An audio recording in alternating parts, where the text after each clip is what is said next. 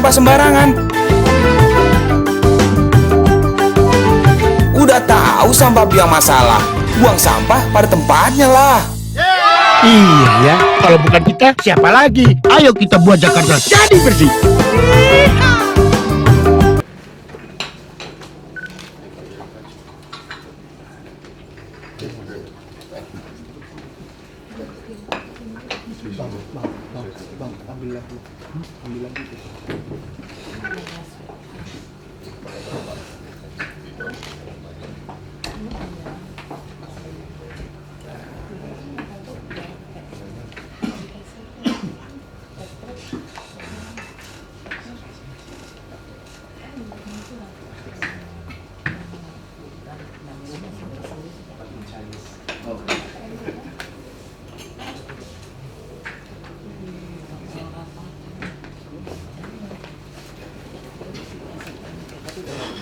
Lagi, Bu.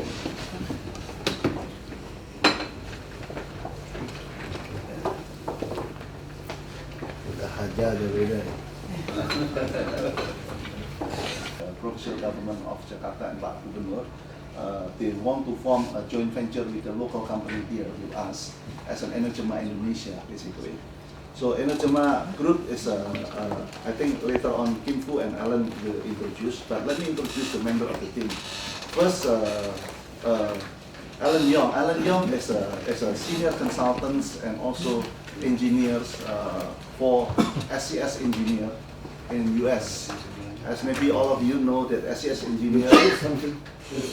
Okay, change. I think we'll change. Yeah, this chair has a problem. I know this chair has a problem. I already asked him. Saya dah minta lama kursi. No problem. Thank you very Saya duduk, saya yang sering duduk. Nah, saya kursi itu selalu dikerjain. Nah, minta nggak boleh diganti. Aku tahu masalah kursi. It's okay? Yeah, it's better. Yeah, thank you. Don't worry about Saya me. selalu minta ya. Okay. So Alan Young is from SCS Engineer in the US. SCS Engineer is one of the largest company in the US who is doing the whole infrastructure developments and also projects for converting from trash into energy. He's a professor at the seminary in US and in Indonesia.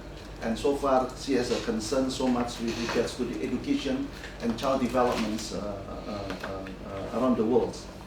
And then the fourth one is Dr. Timothy Fu. Dr. Timothy Fu is a gynecology doctor actually from Taiwan. Okay, and he's also an oncologist doctor from Taiwan. Okay, but originally he came from Surabaya, Indonesia.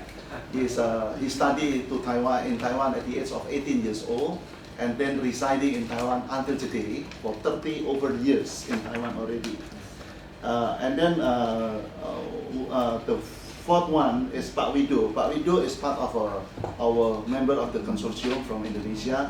Pak Wido now is also a partner of the Kartik, PT Kartik Indonesia. And then the last one is Joseph Simbar. He is my son actually, and he is part of the Sejahtera groups. So this is all of us here, and I think without further delay, let me hand over this next presentation to Kim Fu. Good morning. Thank you, Mr. Governor, and all the wonderful staff here. Thank you also, David, for the quick introductions. Energema is a team of professionals consisting of the engineers and educators as well as the doctors that are committed to do two things. One is improving health, literacy, and jobs creation for the people that live in the landfill. And secondly, deploying clean technology to convert landfill gas into electricity. And I'd like to introduce Dr. Timothy to speak a little bit about the health aspect of the Energema. Yeah. I think I should try and practicing my Indonesian back today. Ya, selamat pagi Ibu dan Bapak. Saya sangat gembira kita bisa bertemu dan berkenalan di sini. Dan sebagai satu anggota dari Energema, kita dan sebagai personal, saya adalah dokter ginekolog dan yang terlibat dengan kesehatan ibu dan anak. Saya sangat concern dengan kesehatan ibu, bukan cuma ibu tapi anak juga. Dan kita tahu kalau di dalam stres yang orang yang hidup di dalam lingkungan yang kurang sehat akan menyebabkan satu impact di dalam kesehatan mereka, bukan terutama untuk ibu yang akan mengandung dan akan melahirkan anaknya yang kemudian yang menjadi bibit dari bangsa yang mendatang. Nah, dan kita juga sangat concern untuk kesehatan mereka yang hidup lama di dalam tempat yang situasi begitu, terutama dengan gas-gas yang ada yang akan mungkin terjadi dengan di dalam sampah-sampah itu.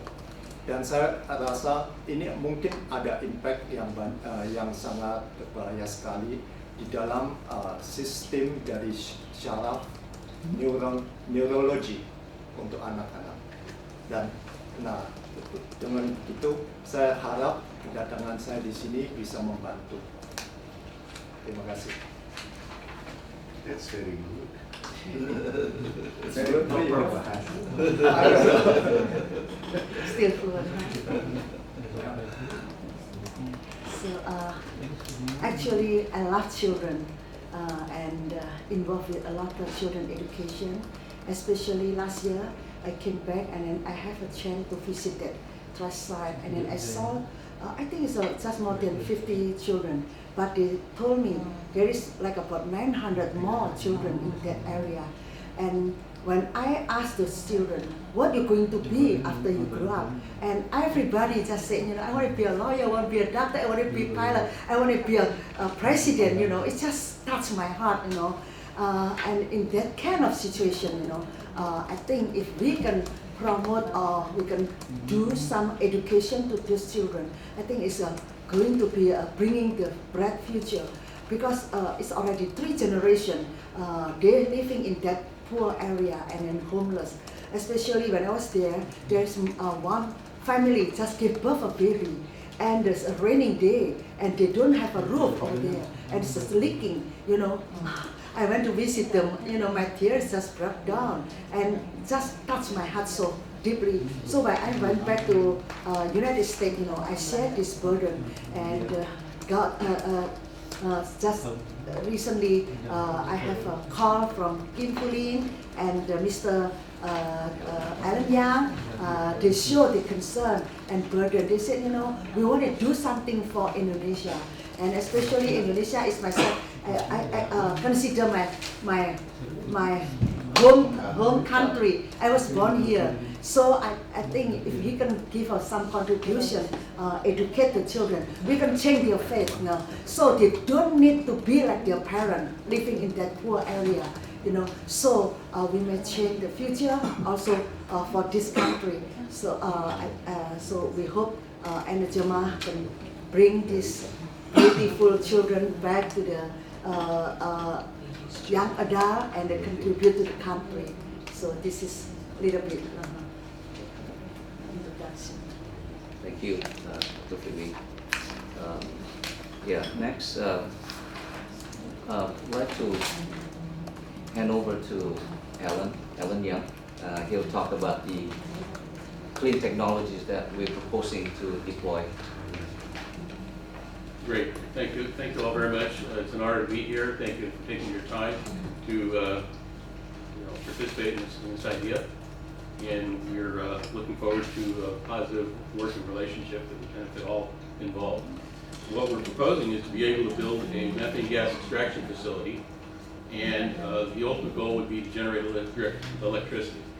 That would be, let's say, that would make use of the organic component of the landfill waste. There's also an inorganic component, which we have some ideas as well. If we go to the slide that says step 1, please. And in the process, let's say the industrialization of a landfill, because we like to say that there's trash dumps and there's landfills. And there's a distinction. A trash dump has no cohesive plan. It's just that.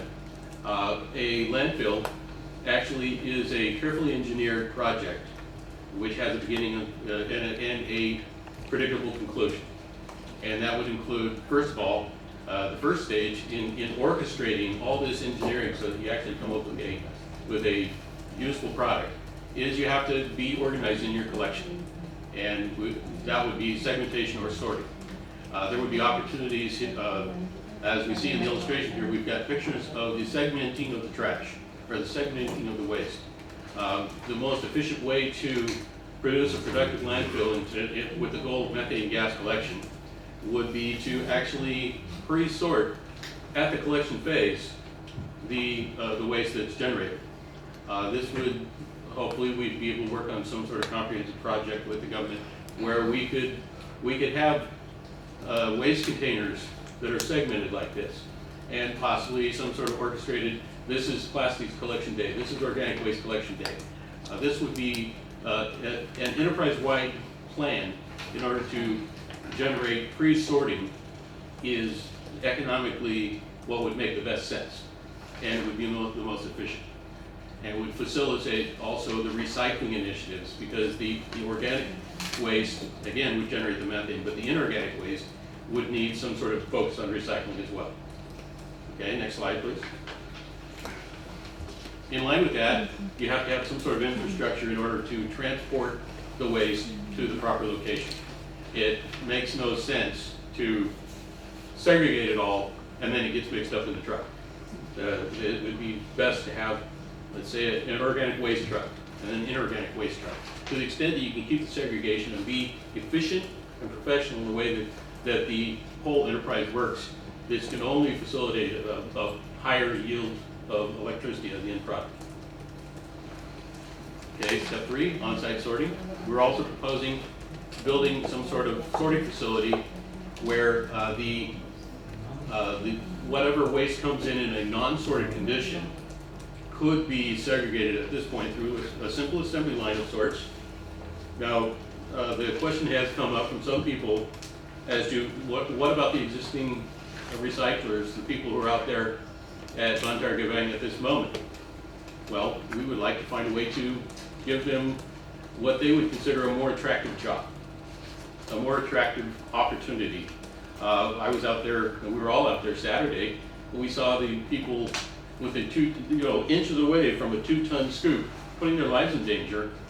That's not something that makes me feel good. I think everyone would feel better if they could improve their lot in life by working in an organized way, in a simply more humane and safer way, give them job opportunities, allow them to help sort. I think we can make a very good case that it's in their best interest to, let's say, improve their job situation by working with us, at least in the sorting. My point here is at every point along the way, there are job opportunities. And this is like I said, it's an enterprise-wide, holistic approach to the landfill enterprise so that we transition from trash dump to landfill. Okay, next step. Then the next step would actually be able to build a landfill area.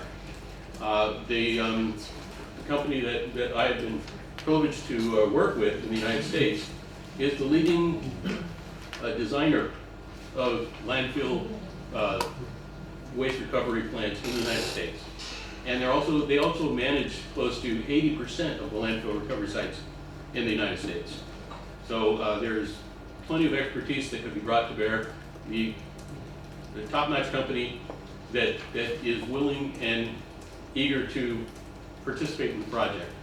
There's a lot of things that can go wrong along the way. One of the things is you have to do what is necessary to promote what we call anaerobic respiration. That means no oxygen. So at the very least, you need to make sure that when you lay down your organic waste, this is combustible or compostable material that we're speaking of. Okay? The compostable material needs to be laid down in such a way with proper compaction technology so that there's no air gaps. We visited one existing facility where that seemed to be an issue and it negatively impacted the yield. You need proper layering, you need an open area. Essentially, each of these cells that would collect their sealed cells, approximately 10 meters deep, approximately 100 meters by 100 meters, so each cell is approximately 1 hectare. To have an economically feasible plant, we probably need a minimum of 50 hectares, would be 50 cells, anywhere between 50 and 100, depending upon the goal in terms of megawatts of generation power. And each cell would look like this. This is a side view. You've got landfill waste. The bottom is sealed with a liner, the plastic hermetically sealed liner, so that you don't get air infiltration. You have collection wells at the top, and that's where the methane comes out. Okay, next slide, please. This is a view of the well at the surface. Essentially, each well, once you put it in the ground, once it's sealed, and each cell might have close to a few dozen to a few hundred collection valves here, or wells. They're tapped in vertically, they come out the top, and they come to a centralized piping location.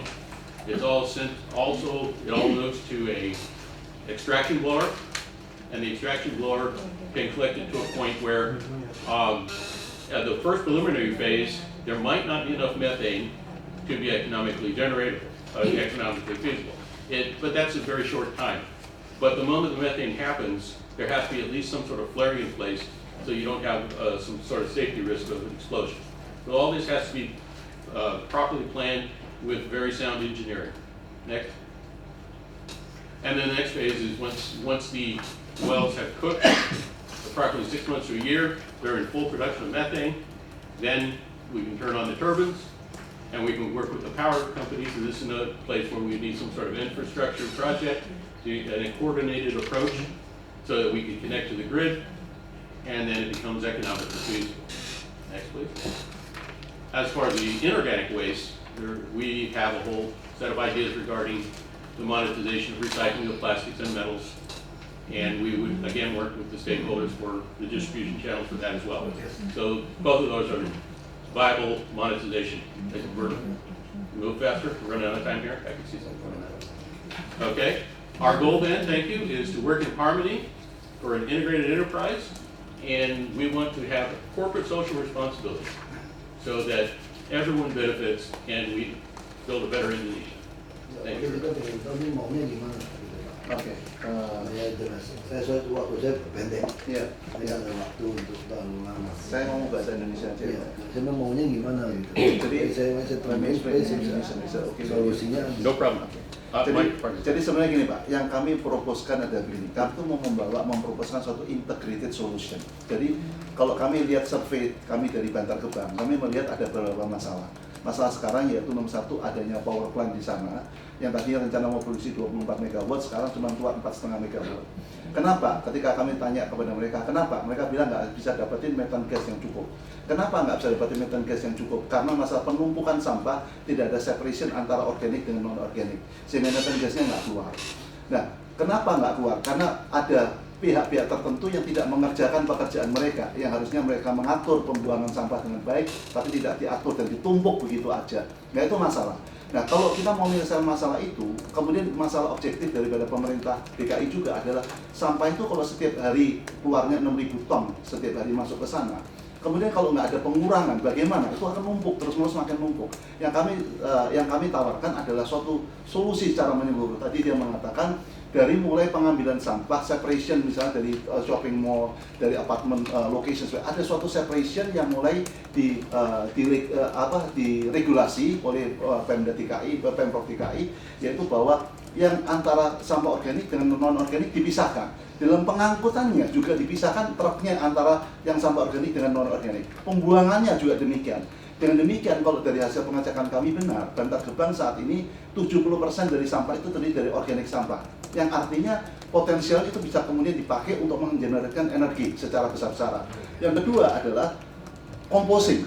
Composting adalah salah satu-satunya cara yang menurut kami untuk mengurangi jumlah sampah itu secara signifikan. Kalau kami mengatakan secara maksimum, idealnya itu 70% dari sampah itu bisa terkurangi. Dengan cara apa? Dibikin fertilizer kompos.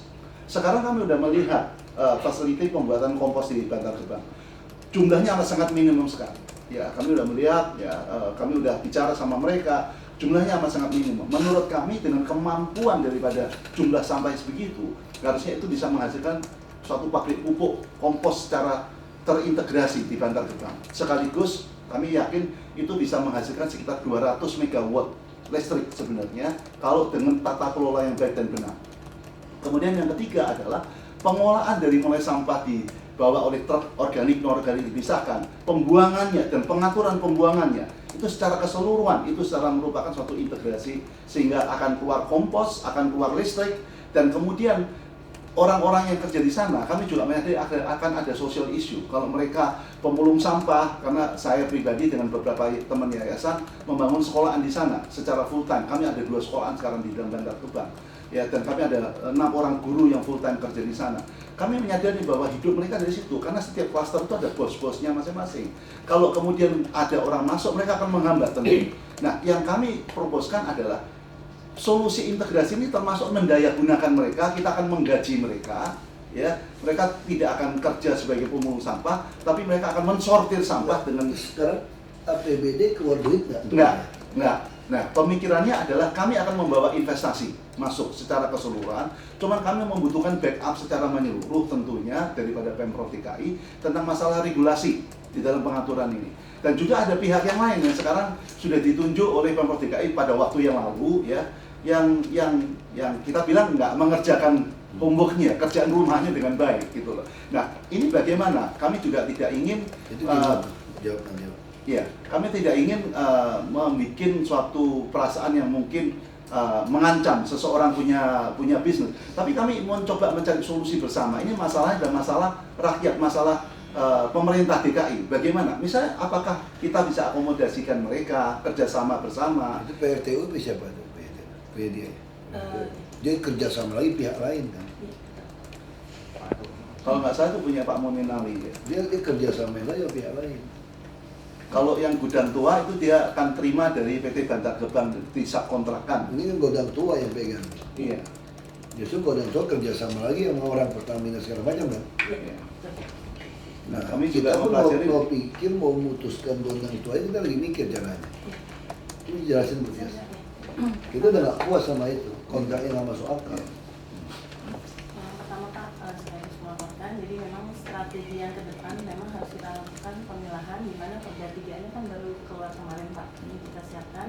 Dan memang ke depan memang truk itu memang berubah Pak, ada yang berorganik dan organik. Namun karena truk kami masih ini kan sama Bapak dari permajaan, jadi bertahap memang kami sudah mulai ada yang organik dan organik. Dan masyarakat juga sedang juga kami suruhkan sudah mulai memilah juga gitu. Jadi ini mungkin mudah-mudahan 2015 bisa running apa yang disampaikan Bapak gitu. Nah, yang kedua yang berkaitan dengan data pribadi sendiri itu memang sedang kami evaluasi kontraknya kan ada PR dari BPK. Nah, Desember selesai Pak. Nah, itulah nanti hasilnya di situ. Nah, hal-hal yang lain mungkin nanti kalau kita bisa diskusi lebih lanjut Pak, mungkin kita bisa kalau perlu nanti kantor biasanya kan kalau misalnya Pak ini mau juga boleh. Ya, kami juga mencoba mempelajari, melakukan research Bu, ya, bahwa memang kontrak antara Pemprov DKI dengan gudang tua mulai dari 2008, ya, kalau nggak salah disebutkan 15 tahun. Nah, tapi kami yakin bahwa ada suatu cara-cara bagaimana yang bisa kemudian mengakomodasi semua pihak, tentunya bisa memuaskan semua pihak, bagaimana menyelesaikan masalah Kita ini. sih nggak mau memuaskan semua pihak. Kita lagi kaji, kalau memang kajiannya itu merugikan kami, kita mau putus. Jadi itu nggak ada urusan, kita putus. Justru saya putus itu, nama kita tanya, kalau memang dikelola secara, karena dia udah kerjasama dengan orang kan, PRT segala macam itu mesti dipikirkan. Jadi ini betul-betul tanah kami, nggak tahu gimana caranya bisa dikontrak bayar dia ratusan miliar per tahun, nggak masuk akal gitu loh. Apa yang dikelola dia gitu alat berat, tapi itu tadi. Dia juga oknum ini juga memakai itu mungkin dan nyogok semua oknum aparat dengan uang ini. Nah, dia kuat sekali. Nah, kita cari BPK, kalau di Desember ini putus, kita harus putus. Kasus Tanah Abang juga semua, jadi semua kontrak di DKI ini merugikan DKI. Semua dibuat nggak masuk akal. Nah, Pak Gubernur, dalam proposal kami adalah termasuk bukan hanya investasi, bukan hanya menghasilkan duit. Kami tapi kenapa membuat tim ini memperkenalkan masalah concern kami adalah Nah, itu sih nggak masalah. Iya. Kalau soal CSR nggak masalah Iya. lah. Itu ekses tambahan kita sih Iya. oke aja lah. Iya. Kita juga nggak mau ngaudit gara-gara itu. Oke. Sekarang yang kita pengen proposal masuk, kalau kita bisa putus, kerjasama seperti apa. Iya. Kita nggak ingin lagi, jujur aja di Jakarta ini, kita nggak ingin kasih konsesi ke orang. Karena kasih konsesi orang ini duit. Iya. Nggak ada orang mau invest mau dapat duit. Iya. Sebenarnya kalau di Jakarta ini kasih tempat lu udah kaya. Hmm. Jadi kalau PKL dikasih kios kecil aja dia kaya tuh, dia jual 50 juta, 100 juta. Hmm. Masalah di Jakarta itu dikasih barang ke orang, dia jualin. Hmm. Nah sekarang kita pengen bikin, nanti proposal masukkan aja, terus kita akan pelajari. Iya. Anda punya kewajiban apa-apa, kalau gagal, kita coret. Dan Iya. semua yang Anda bangun punya kami. Iya. Jadi itu yang kita nggak mau lagi kasus seperti Jakarta Monorail. Jadi Jakarta Monorail mau gugat kita nih. Cerita juga sama. Dia tahu Jakarta macet, begitu kepepet kan mirip-mirip nih, ini sampah kepepet, kita kepepet nih. Hmm. Terus dia datang nawarin, kami bawa investasi, ini duit kami, semua kami, mau kamu usah keluar duit deh. Hmm. Mau untung rugi urusan kami deh, Hmm. kami kerjain deh, tapi kasih kami konsesi lahan. Kan kira-kira gitu dong, sama dong. Karena saking semangat Bu Mega semua saking kepepet kan, dia udah kasih semua deh. Sampai hari ini nggak jalan, dia jual-jualin ke orang. Haknya itu. Dan tiang udah dipasang, sekarang lucunya tanah kita nih, dia pasang tiang. Suruh kontraktor kerjain, kagak bayar lagi kontraktornya. Adik-adiknya nggak dibayar dia kan. Terus tiang nih nggak boleh kami robohkan. Tanah kami disandra dia dong. Terus saya bisa pasang tiang baru nih sekarang nih. Untuk saya pakai buat rute saya. Makanya kita udah nggak mau lagi sekarang. Jadi kita mesti sangat jelas. Karena kalau itu macet, ini punya siapa? Punya saya. Tapi di tanah saya bos. Ini masalahnya. Saya buang Anda nggak bisa, Anda gugat saya. Nah itu kita berantem. Jadi kejadian ini kita udah males. Jujur aja kenapa ya? Itu ada teman datang yang oke saya terima. Kita nih DKI itu nggak butuh investor. Kita nih kaya banget. I have my budget $8 billion a year. And we hope in these 2 years we have $10 billion. When we get into this office, only almost $4 billion.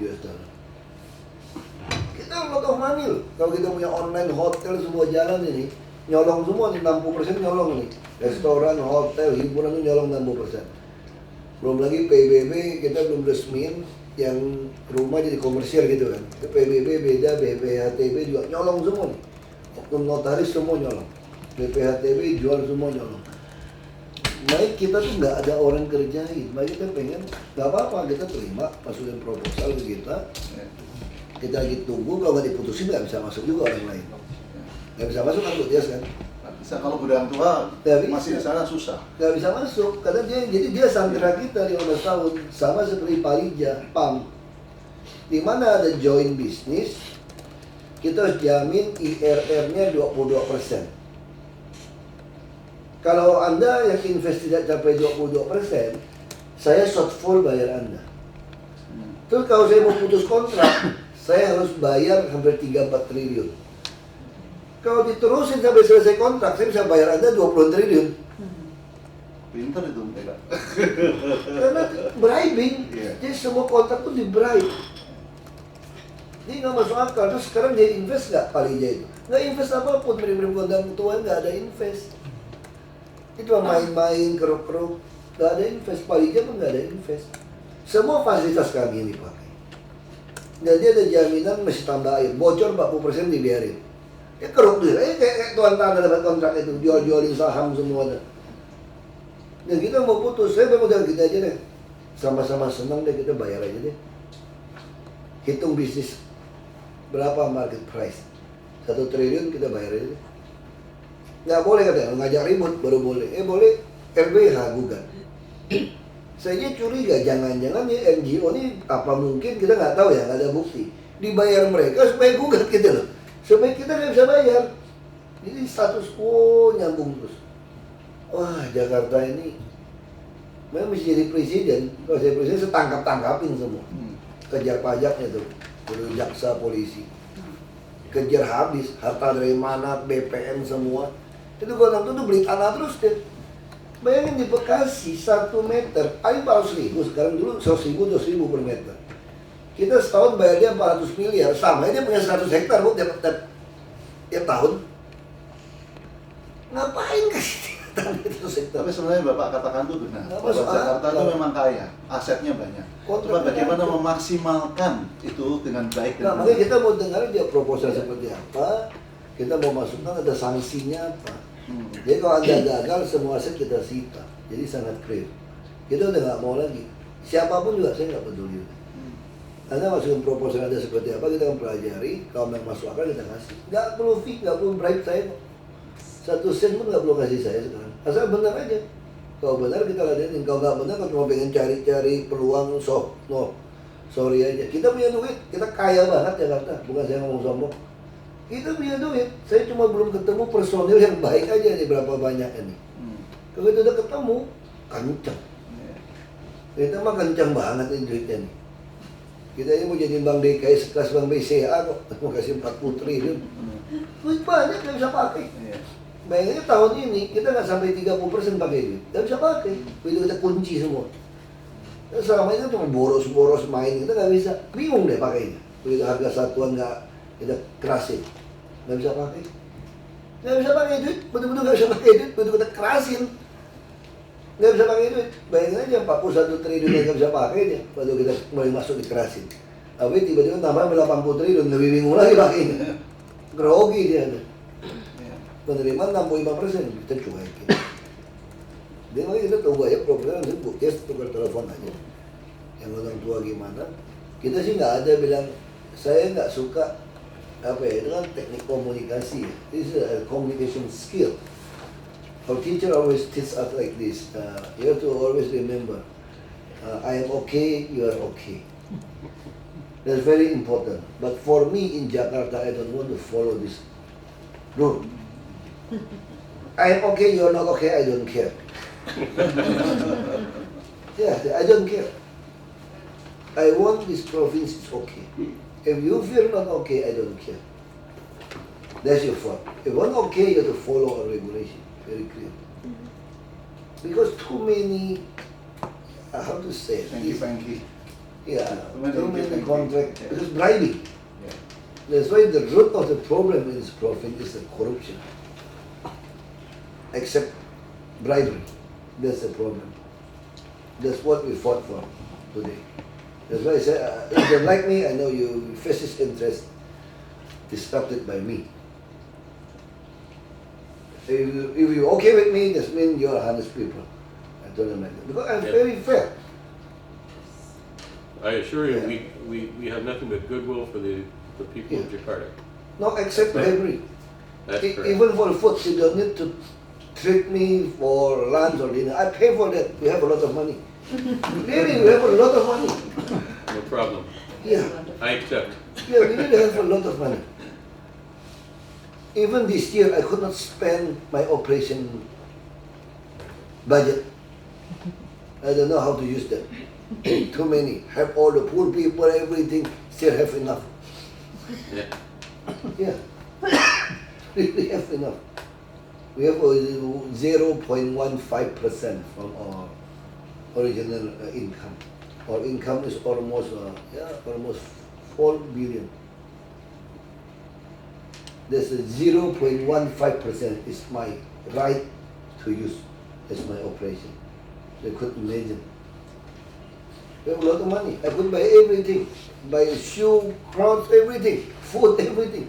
But I just have to really control this. This is even my right, I could not use this as I want. I live, my lifestyle is the same. But economy, the same, never change. I never bought new watch, no. The same. The same shoe, the same brand, the same. The same person. That is really Jakarta really is. What we want is the people who want to work, who care to work here. We need a lot of money. We don't know how to use our money now. They could not spend because too many. We put the e-budgeting, they But I have a question. Against Sir. our- Actually, what's being paid so far to Dantua is actually the money that is came from the residential area, right? Because every month we are paying like garbage, No, disposal. that's different. That's different. Oh. That's your RT/RW corrupted money. Oh. I tell you the truth. We never collect the money from the residents. Oh, so that the money that This is a airway. You chief of your resident collected money, and they bribe our truck driver to take this garbage out. we were under The trick impression is like they that. have to bring this garbage to our temporary place. It's tipping fee Yeah. for the. Now, but the residents here, they now it's not efficient. It's more easy. They took this money, airway very rich. They bribe our driver to come in. You look at your housing. Whose truck get in your house to take the garbage? Our truck. But the regulation said you have to pay us to send this garbage to the temporary place. But nobody do this. Oh. When to collect the money from the resident people, yeah, they reject this. Kita udah We pay berapa? 800,000 a month, Pak, Oh iya, for garbage picking. karena airway. That's local. Iya. Makanya itu nggak benar lokal, dia juga nggak mau lokal dia kumpulkan dia kirim ke TPS kita. Tapi faktanya dia nggak mau keluarin transport, truk yang kecil-kecil rusak, dia sogok sopir-sopir truk kita. Jadi kalau di perumahan saya itu, Bu, saya bilang, yang masuk ngambil sampah itu truk DKI. Jadi yang saya bayar keamanan 1 juta, 2 juta di perumahan saya itu sama kebersihan tuh, ini kantongin RW. Itu fakta. Ini Jakarta tuh memang nyebelin, betul ya. Jadi korup itu dari tingkat bawah sampai atas. Siapa berkuasa, RT RW juga begitu, oknumnya. Kita lagi keluarin SK Gub yang baru tuh, udah bisa pecat RT RW. Lu nggak bisa. Itu tentang juga. Makanya di sini nggak ada MOK, you're okay, itu communication skill nggak berlaku di sini.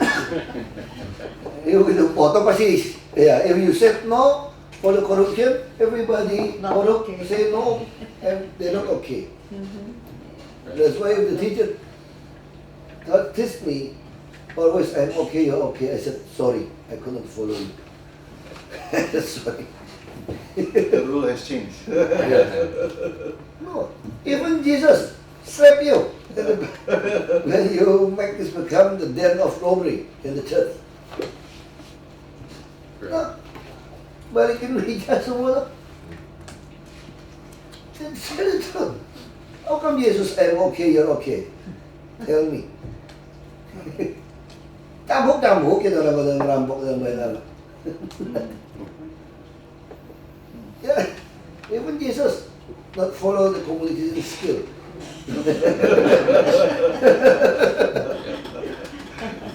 Please enjoy. Jadi minta aja Bu. Kita tinggal tunggu bisa putusin nggak? Kita bicara apa untuk putusin mereka. Sudah datang belum tugasnya? Ya. Pak, dari Manajemen Group ada membawa satu tanda tangan, tapi ini dihasilkan dari tempat pembuangan sampah di Uganda, yang dimana Ellen bekerja sama di sana, memimpin para garbage picker untuk membuat sampah-sampah itu menjadi suatu bahan-bahan souvenir yang kemudian dikumpulkan dan kemudian dibikinlah suatu plakat yang kayak begini, Pak. Let Mr. Governor open it.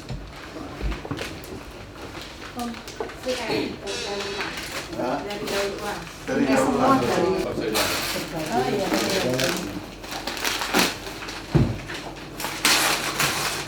Jadi ini dari SMA punya plan mereka pelayanan di sana untuk membantu ini ibu homeless ya. Hidupnya sangat sengsara sekali. Sekarang diciptakan satu pekerjaan yang baru, akhirnya dari plastik, dari sampah-sampah membuat ini dia buka toko, jadi bisa dapat mata pencarian, hidupnya nyaman. Jadi ini salah satu contohnya gitu. Kita sih udah banyak. Sudah banyak juga, tapi ini cuma kenang-kenangan. Kita sampai botol. Mungkin Bu dapat lihat burung merak di rumah saya, ditaruh nih patung burung merak. Bagus banget, ada biru hijau. Tahu itu dari apa? Itu dari can Sprite. Sprite minuman. Sprite can. Ini dipotong, diguntingin, itu nggak dikalarin Wah, lagi. tata-tata. Namanya tata Bangsa jadi kita lebih hebat. burung merak. Pasti. burung merak. Jadi orang kalau lihat dari jauh tuh dia nggak tahu, mungkin warna coloring gitu kan. Tapi kalau Cuma itu dilihatin dekat pemasarannya ya yang harus Oh enggak, dipikirkan. ini udah bantu. Dibantu. Itu udah bantu. Bantu untuk Jadi yang apa alun-alun, Ibu Catherine Oh di yang alun-alun. alun-alun tuh banyak sekali jual produk-produk seperti itu. Alun-alun Indonesia di Alun-alun Indonesia. di mana daerah? Di Grand Di Indonesia GI lantai banyak 2. sekali. Oh, nanti Jadi mesti semua yang daur ulang ini udah dikerjain. Bahkan Dan itu bagus-bagus banget ya katanya. Sampai box ini segala macam tuh dari daur ulang. Difungsi. Sampai mereka bisa bikin kertas di daur ulang. Iya, kertas yang Dari buat enceng gondok juga ada yang bikin. Memang kalau masuk produknya nggak continue, nggak konsisten. Bina ya. Cuma kita tertarik kalau yang Bandar Gebang bisa dikelola, kita tertarik. Tapi Pokoknya proposalnya prinsipnya kami dapat Pak. Bapak mesti yang tahu oke, kontraknya seperti Bapak apa. oke, kami juga harus oke dengan konsep dan prinsip Bapak. Itu yang benar. Karena itu prinsip yang benar. Gitu. Itu yang kita mesti tinggal ngomongnya udah tidak telepon. Ya, terima kasih. Terima kasih. Saya mau geser udah tadi. Ibu, terima kasih. Thank you so much. It's an honor to meet you. Thank you very much. Ya, silakan dulu ini diskusi aja. Saya geser. Saya mau geser ruang ini. So. Oh enggak, yang GPS itu kita udah ada tracking system. Kami sistem untuk communication. Enggak, bukan untuk- GPS, dia langsung GPS, monitor di posisi. Tadi bicara sama Steve, posasi. Iya, jadi udah ngomong, tadi udah ngomong. Nanti ada ngomong. Jadi baru dapat sama Steve, malah kita dari guide west.com, mungkin kita mengacu ke Kominfo. Soalnya itu kan ada 3 provider sekarang. Jadi mau jadiin satu. Enggak, dia ngomong GPS, dia salah. Kita bilang nggak bisa itu. Tadi dia baru ngomong. Ya sebenarnya lu nggak usah habisin duit lagi, lu langsung numpang ke sistem kita. Kita ada pemadam, apa kebersihan. Untuk communication. Ranking supaya GPS. Untuk monitoring. Iya.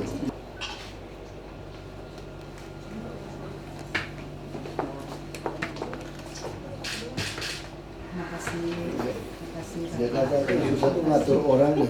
Ya. Terima kasih. Ada bapak sudah. Ya, terusin ngomongnya.